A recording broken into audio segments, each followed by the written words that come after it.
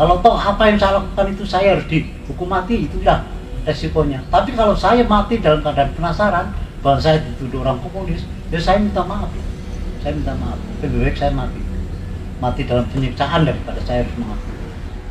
Halo Bray, balik lagi dengan tukang clipping yang kali ini akan menginformasikan mimpi buruk bekas prajurit Cakrabirawa dan api cinta dalam penjara.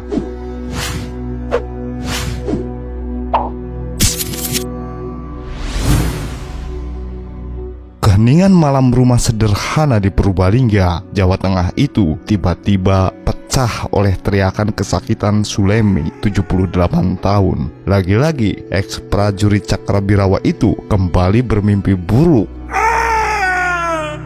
Sang istri, Sri Murni, terpogoh-pogoh membangunkan suaminya. Terkadang, kakek dan nenek ini memang tak selalu tidur sekamar. Sejak awal menikahi Sulemi, Sri Murni sadar tak hanya sekedar mencintai seorang prajurit. Lebih dari itu, ia mesti bersabar dengan masa lalu suaminya yang penuh dengan duri. Kalau tidur itu teriak-teriak, saya kan tidur sendiri, bapak di sini. Kalau istilahnya direp-rep, sampai sekarang saya jadi heran. Itu ya, seminggu 2 kali teriak-teriak, ucap Sri Murni kepada liputan6.com. Satu hal yang membuat Sri tahu betapa menderitanya Sulemi, yakni sejak awal menikah hingga saat ini, Sulemi kerap mengigau. Kadang Sulemi berteriak kesakitan, di lain waktu hanya teriakan yang tak jelas. Dan itu sering terjadi, setidaknya mimpi buruk itu datang sepekan 2 kali. Belakangan, Sri tahu suaminya benar-benar mengalami trauma akibat penyiksaan dalam penahanannya selama di penjara usai dituduh terlibat G30S PKI. Sebelum dilanjutkan, jangan lupa tekan tombol subscribe di channel Tukang Clipping.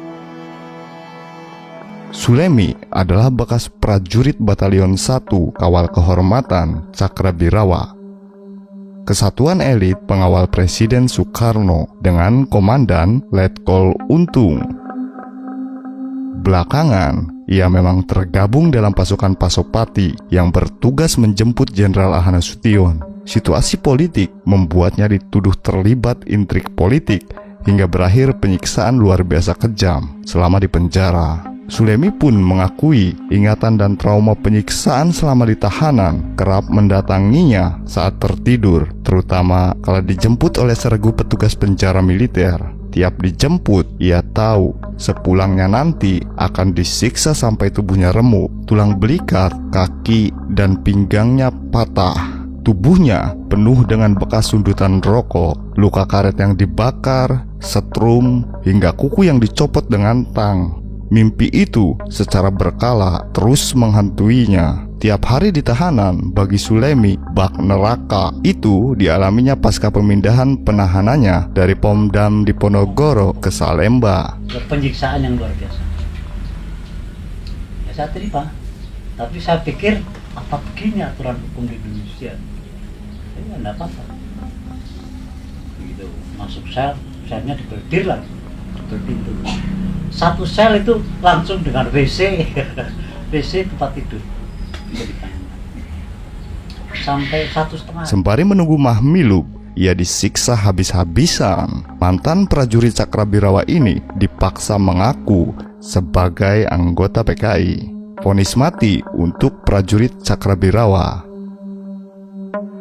Sulemi tentu tak mengaku. Ia mengakui terlibat menculik Jenderal Nasution, dan itu pun lantaran dia diperintah oleh komandannya, Letkol Untung dan Letnan Satudul Arif, atasannya.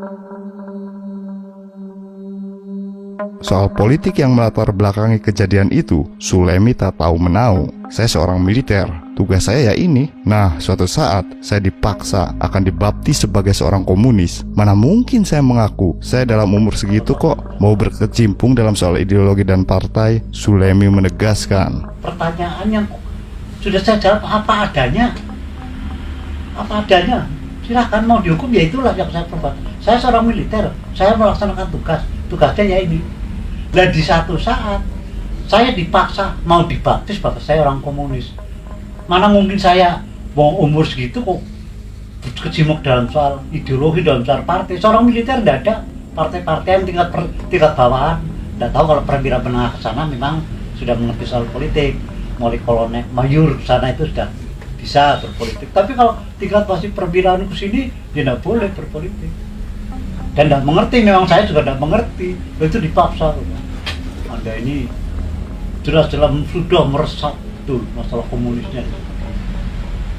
Ya saya mengatakan silakan aja lah.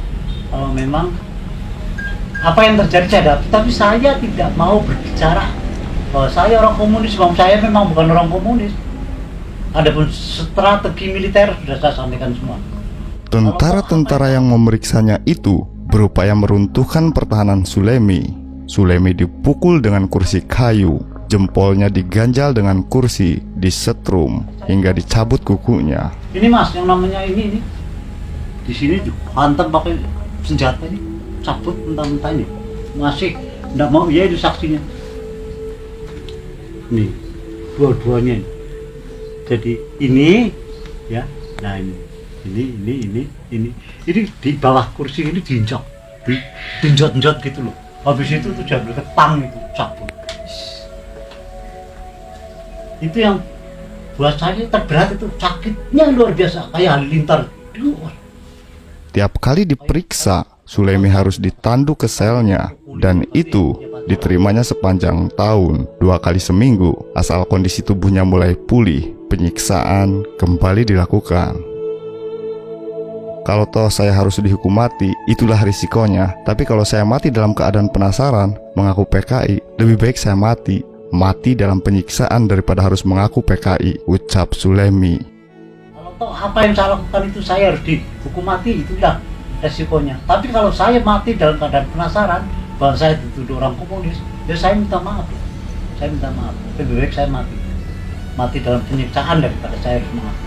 Satu-satunya yang menjadi sumber kekuatan untuk bertahan adalah kuasa Tuhan. Ia pun yakin doa ibunya di Purbalingga selalu menyertainya. Harapan bisa berkumpul dengan istri dan anak semata wayangnya pun menjadi kekuatan yang tiada tara. Selama 2 tahun sebelum menghadap Mahmilub, dia makan nasi berkutu dengan jumlah amat sedikit. Di atas nasi itu ditaruhlah lauk berupa sepotong ikan asin, sementara minumnya diambil dari selokan di dalam penjara, disedot dengan selang batang daun pepaya. Siksaan dan berbagai perlakuan kejam itu baru berakhir kala ia akan diajukan ke sidang Mahmilub. Sulemi divonis mati, namun bagi Sulemi, vonis mati itu tak ada artinya dibanding siksaan yang hampir tiap hari diterimanya. Ia pun melihat hakim yang menjatuhinya hukuman mati menangis. Ia paham sang hakim yang seorang militer pasti tahu apa yang diperbuat prajurit hanyalah perintah pimpinan. Prosesnya hanya sebentar, seminggu, tetapi terus-menerus, tiap hari, akhirnya diputus mati, ucapnya. Ia pun tak ada niatan untuk mengajukan banding ke pengadilan militer tinggi sebab ia merasa tak salah dan tak ada keinginan sedikit pun untuk bernegosiasi. Di sisi lain, harapannya untuk bertemu dengan keluarganya kontan luruh. Ia pun pasrah pada garis nasib yang mesti dilakoninya. Ia lantas berkirim surat kepada istri pertamanya untuk merelakan kematiannya. Dengan kegagahan seorang prajurit, ia juga mempersilahkan istrinya untuk menceraikannya. Kalau suruh minta maaf kepada Pak Soeharto, ya maaf, lebih baik saya ditembak mati saja. Ya bagi saya itu haram, saya sudah sakit sekali, dia menuturkan.